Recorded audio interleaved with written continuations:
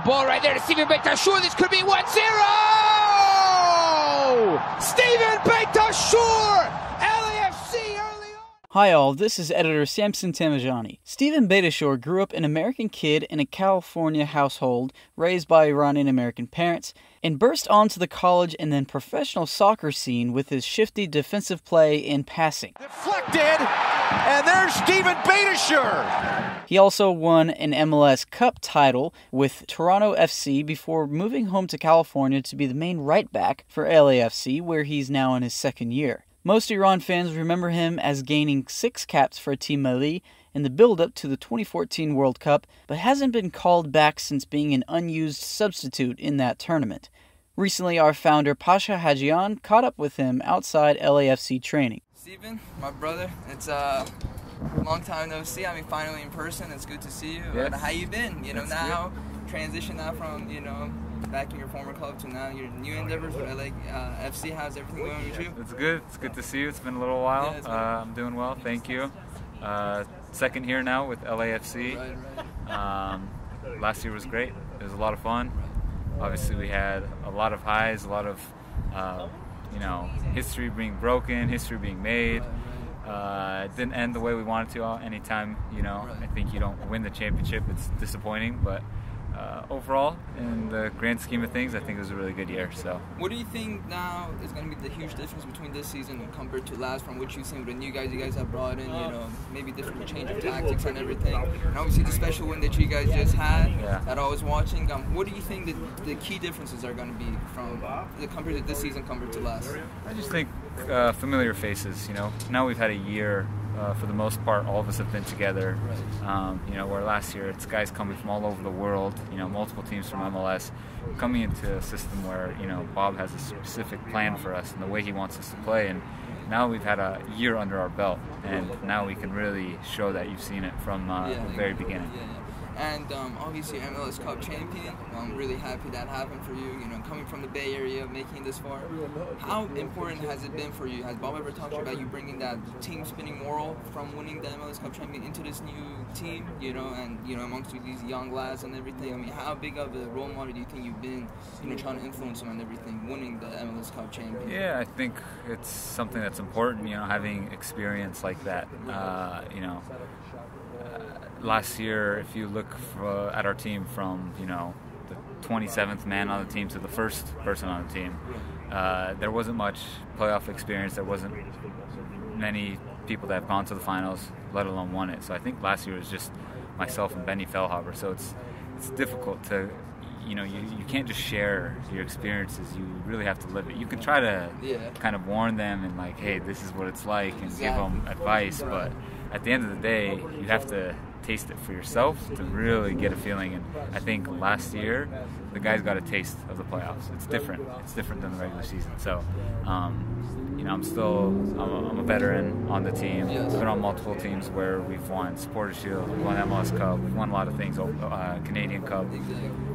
So I try to tell them about some of those experiences and what to expect and what it takes, the sacrifice and dedication, and the other part is just getting that taste for themselves, and which last year we did, and now we can go to the next level. How big of a role model has Bob been for you? I mean, he has vast amounts of experiences from different parts of the world, but now you're under his helm and everything. But how is it working with Bob Bradley? Oh, it's great.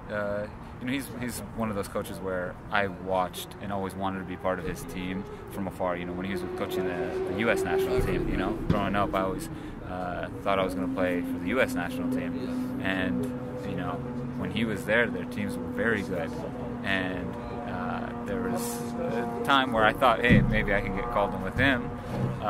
Unfortunately, never happened, but flash forward a few years, and now I'm here with him, and it's great to see his experience, his attention to detail. I always talk about how every little play that he's looked at it and he's discussed it with his staff, and he's so detail-oriented. It's really fascinating. I mean, detail-oriented. I mean, I'll talk about somebody special that unfortunately just left the Iranian national team. But before that, you come from the Bay Area, Iranian heritage, just like myself. You're in a community that approximately is over 500,000 Iranians live here, and officially LAFC unveiled the Los Angeles thing in Farsi. How big of a moment was that for you?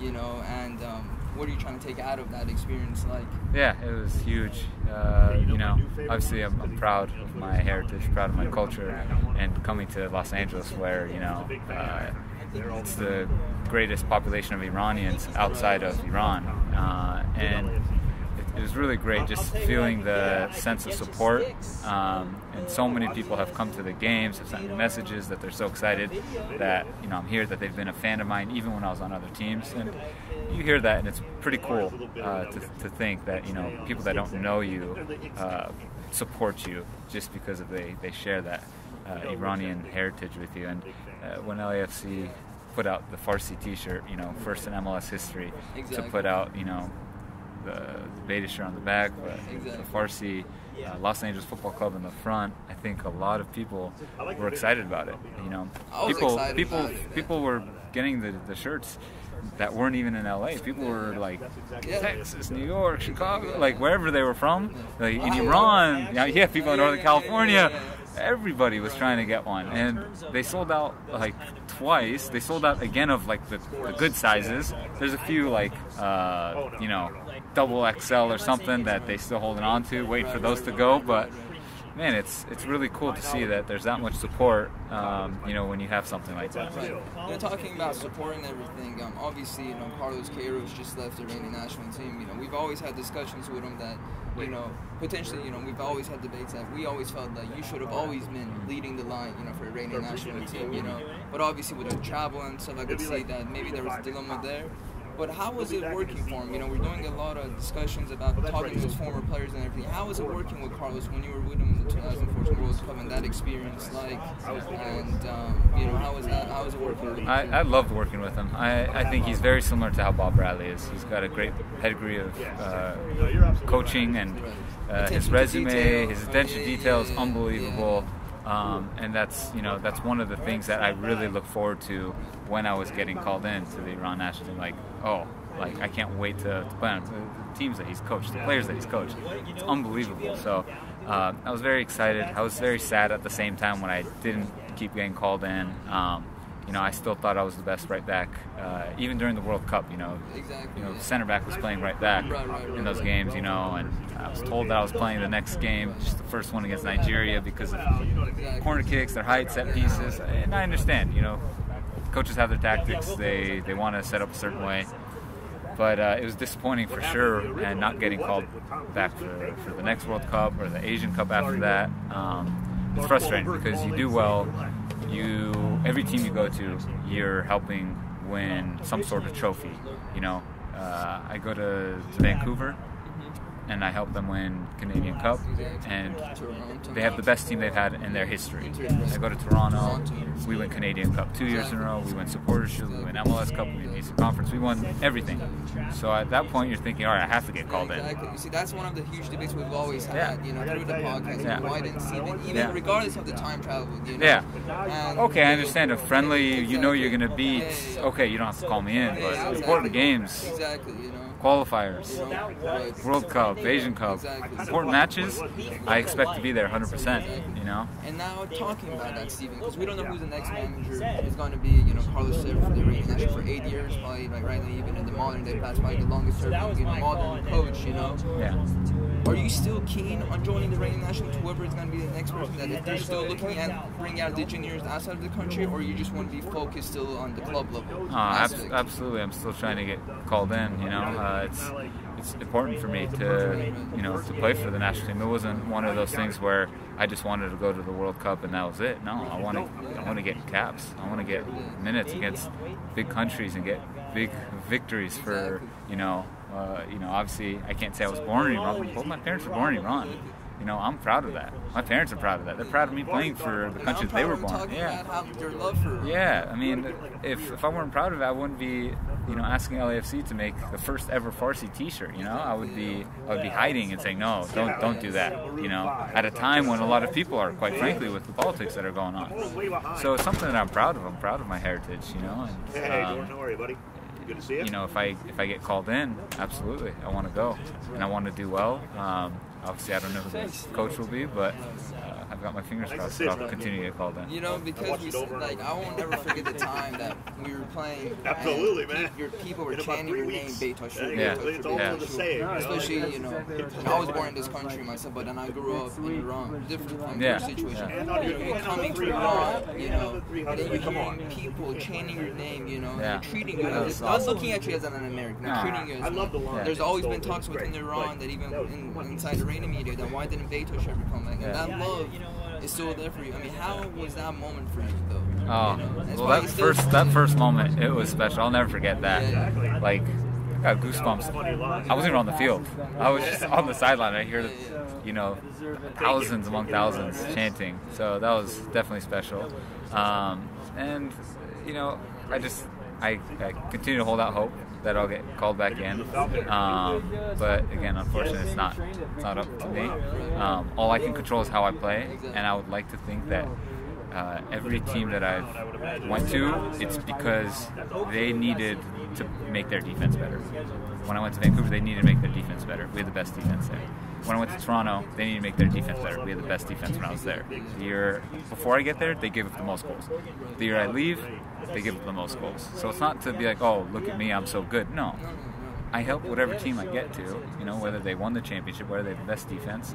You know, LAFC last year, we broke the expansion team record. I'm not saying, hey, this is all me, but I'm saying I help my teams win. And I help our defense get better. So I could have helped Iran. It comes back to your veteran mentality, you know, and everything. But I have two more last questions for you, Stephen. Thank you so much for your time again. Is that now looking at how big of a tenure that you've had, you know, as a player, right, in the MLS and everything. You know, there's always been talks that, you know, people want to, you know, make the move, you know, from Iran to another league or everything. Do you have anything to say to the young people within Iran? You know? Yeah, I mean, look, I'm not going to say any names, but I've had a lot of my teammates from Iran asking to come here to MLS, multiple teams, and they say, how's this? Everyone wants to come here.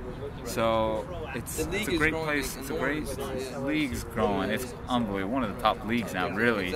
And the lifestyle. People want to live here. It's the lifestyle. Really. It's not like something that's not known. Everyone knows it. And talking about lifestyle, how many times have you been to Westwood? Yeah, right? You know? And if you visit, get you go to worship there Westwood. too. Yeah, you just walk, you open your door and all of a sudden, what? So it's pretty cool, you know. I enjoy it. I think for the young players in Iran trying to come here, I think it's good. You know, get out of your comfort zone. You know, you're going to a place where the football is great. The viewership, it's really grown to, I don't want to say EPL or German League standards, but it's catching up. You know, it's not just a league where retired stars come and just play a couple years and that's it. You know, players are coming in at their prime. Almiron is coming in at his prime, getting sold to Newcastle.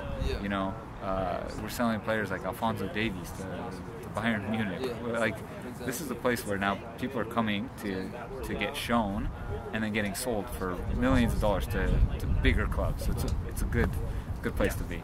I mean, this is my first time being right now. Yeah. And I'm loving look the at facilities. how fascinating. This is just a training facility. This is training facility. And then you go to the stadium, which is a whole nother level. Yeah. But Stephen, last question. Thank you again so much for your time. Is that, you know, we always ask, you know, whoever we interview towards the end, what is your last message? Whether it's LAFC fans, whether it's Iranian national team fans, you know, whether it's any fan in the world, what are the last thing that you want to, a few things that you want to say that, you know, for listeners to know, you know, about what you've been going through right now? Look, win the national championship, hopefully with LAFC. That's always the ultimate goal. Honestly, it's always the goal to win a championship, whatever team I'm with. If we don't win the championship, I consider it a lost season. And so last year we had potential to do it. And we got very unlucky in the first round. Give up 2 shots on goal, but gave in 3 goals. Never heard of that happening before. But that's why you play the game. So this year, we got a lot of the guys coming back. We got, you know, that camaraderie, and we got a year under our belt together. I really think that we can win it. But as far as the message for my fans, I think it's really humbling to have that many people reach out and say that they're a fan of mine who've never really met me, who, you know, support me because either Persian culture, the Assyrian culture, you know, either they were from San Jose or in Toronto, like, you know what, you're my favorite player, even though you're on another team, you work so hard. You're always saying hi to the fans, always give time back to the community, all that. And that stuff I appreciate, you know, not necessarily a good football player, but a good human being. And that's what means a lot. The last thing I forgot to say is I want to congratulate you on your father now. Thank you. You know? Yes. How's that experience been for you so far? Is it harder great. than being a player? No, honestly, everything's been a blessing. He's such a good boy. My wife has done so much to you know, make sure that I get rest for training, but also, you know, just taking care of him, and I'm really excited to raise a proper gentleman, the same way that my mom raised me to be a good human being, like I just mentioned. But so far, the first 5 weeks have been a blessing. Future football player? I'm not going to push him to do anything, but if he wants to, I'll be there to support, 100%. Appreciate it, brother. Thank you. Appreciate it. Hey, this is Arash Markazi from ESPN, and you're listening to Gol Bezan, your one-stop shop for all your Iranian soccer news.